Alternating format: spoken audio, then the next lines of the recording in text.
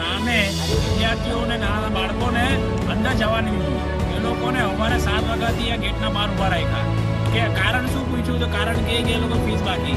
આ કેટલું અયોગ્ય છે.